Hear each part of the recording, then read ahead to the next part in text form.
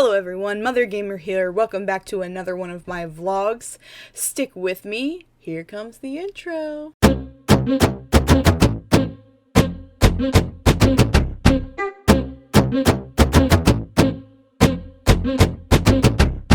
Happy Mother's Day to all you mothers and you mother lovers. That sounds wrong, but you know what?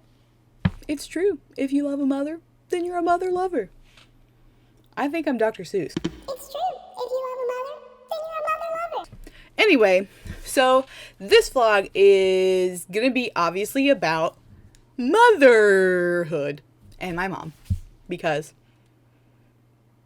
I came from her. This is my first Mother's Day with a baby. That sounds weird, right? But last Mother's Day, I was pregnant with my baby, and the Mother's Day before that was literally 2 days, 1 day after I had my ectopic pregnancy and my emergency surgery. This is my first one that I get to experience having actually been in the role of a mother of some child who needs me to live.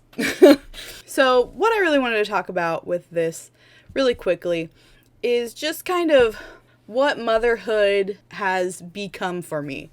And I have known that I wanted to have children from, the time that I was pretty much young. Like, I knew that I wanted a family of my own. It was never a question for me of, like, if I wanted to have kids. I'd even decided when I was, I think 16 or something, I was pretty young, that if I was not married and didn't have a significant other or whatever, by the time that I was 35, that I would just do like an in vitro kind of thing with a sperm donor and have a child that way.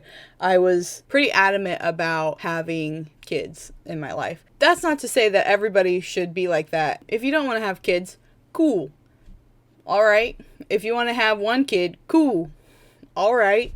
If you want to have a million kids, that's really dangerous, to be honest, but cool, whatever, as long as you're safe and you're happy and your kids are healthy and, all that, do whatever you please. Have no kids, have 15 kids, have one kid, have foster kids, have adopted kids, have step kids, whatever.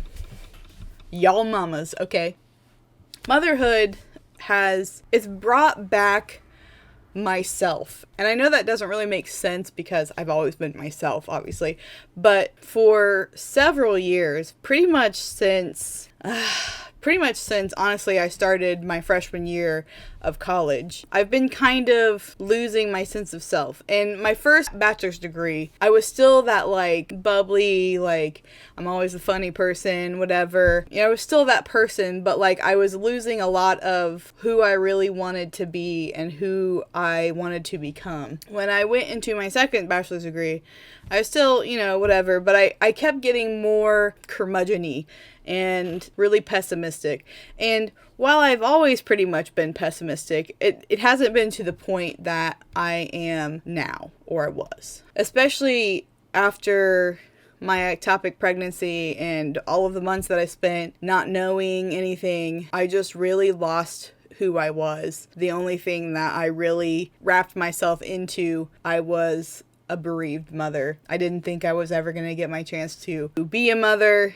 And I know it's ridiculous, but it's also not ridiculous, because when you go through that kind of loss, or you go through infertility, or you go through whatever, you want nothing more than to have your own babies. My loss made my becoming a mother so much more of a gift than what I think it would have been had I just been able to have a baby without any issues. I'm not saying either that people who don't have issues, that get pregnant first time, whatever, they don't appreciate their children as much as I appreciate mine. That's not what I'm saying at all.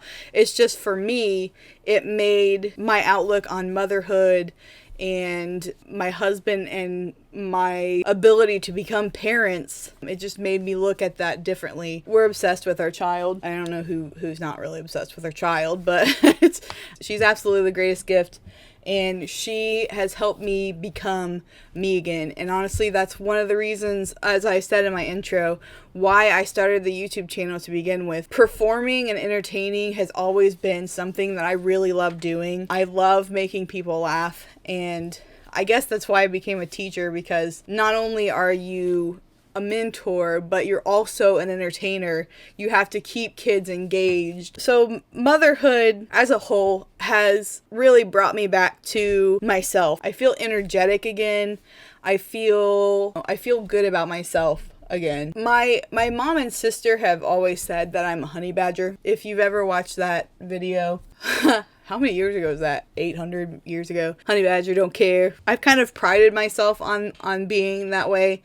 Like, I don't care what people think of me. It's kind of a thing that has shaped me into who I am. But when that dark period in my life started happening, when I started kind of deteriorating who I was, nothing really mattered, and I became kind of selfish. And I feel bad about that. Luckily, I get to be the mom that I've always wanted to be. I get to raise this fantastic human with my husband, and we get to explore the world in a totally different way now than we ever have, because we're learning with her. We're learning how to be parents, obviously, but we are also learning to look at the world in a different way so that when she grows up, she will have that kind of view on the world, more of an optimistic view, wanting her to be inquisitive and to try new things and to be brave. It's like the role that I've always wanted to be in, I suppose. One of the things I do want to say about motherhood is a lot of my personal beliefs and the way that I want to raise my children comes directly from my parents, obviously. So I want to talk about my mom specifically, since it is Mother's Day, and do kind of a little bit of a tribute to her today, just because she's helped so much after pretty much everything. I'm definitely gonna get emotional with this because my mom is one of the greatest people in the entire world. Growing up, my parents often put importance on play. What I mean by that is, like, we were always doing something. Like, we would be outside playing kickball or badminton or throwing baseballs or softballs around, or planting with mom. That was one of our last day of school rituals. She would pick us up on the last day of school, and we would go to a local, I guess it's a greenhouse, but I don't know. There's flowers there. But we went to a local place, and we'd pick out flowers to plant in front of the house and stuff every single last day of school. And that was one of the best things ever that I looked forward to every year, was like that last day of school. Not only was it the last day of school and we're like, yeah, summer, woo, but like it was a tradition that we did every single year for as long as I can remember, really. We were just encouraged to do more than just sit around the house. I mean, we definitely sat around the house too. We watched TV, we played video games. Well, my brother and dad played video games for the most part, and I usually watched them. I didn't really start playing, I had that Lion King game on the Super Nintendo. You know, the Lion King game. And I played that. And that was probably 1998, 6, I don't know. I definitely played that when my brother wasn't using the Super Nintendo. Music was really involved in our lives. My mom played what I called ballerina music when I was little, and I would like dance on the bed. I listened to like Southern rock with my dad, and my brother listened to like Green Day and Nirvana. My mom also listened to bluegrass. So like I find that I have a really wide taste in music. I can find at least one song of every single genre that I like. Every single genre. That was an important thing in our lives too. My mom really taught me how to be a mom in a way, and she's still the the first one I call if, you know, I'm concerned about something or whatever, or hey, she did this, what's this mean, what does this look like, you know. She's definitely the person who's shaped me into the mother I am now and that I will be for the rest of my life. I have a few pictures of her that I wanted to share just like throughout my life. One thing I would like to note to everybody is that I'd asked my sister to find me a whole bunch of pictures of me and mom, and she couldn't find many of them, and it makes me kind of sad. These are the ones from my baby book that my mom has. I know there's more that are just like strewn about because I know of more, but I guess they just didn't make it into the baby book.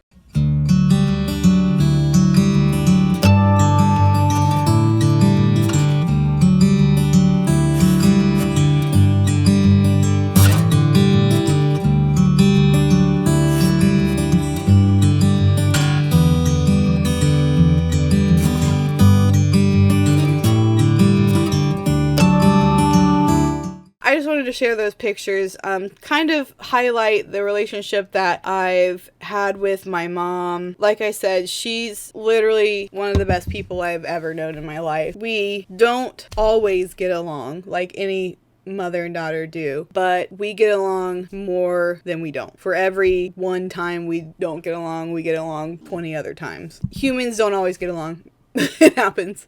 But I wouldn't trade my mom for the world. She's the best example of motherhood that I probably could ever really have. This is a day to celebrate her. Not just my mom. Although, that's something. I just wanted to kind of do this little tribute to my mom, to your mom, to whoever's a mom. If you're a mom, cool. Happy Mother's Day to all you mothers. And if you're not a mother, then happy Mother's Day to your mother. And if you don't speak to your mother or whatever, happy Mother's Day to whoever filled that void. I'm really lucky and honestly blessed to have the parents that I do have. They shaped me as a person. I wouldn't be who I am right now without them, of course. Once again, happy Mother's Day to all you mothers and mother lovers. I will see you again in the next gaming video. Hopefully it will be my Breed Out the Ugly challenge. Maybe an update on it. Thanks for watching this vlog. Make sure to subscribe and like. I love you all. Okay, thanks. Bye.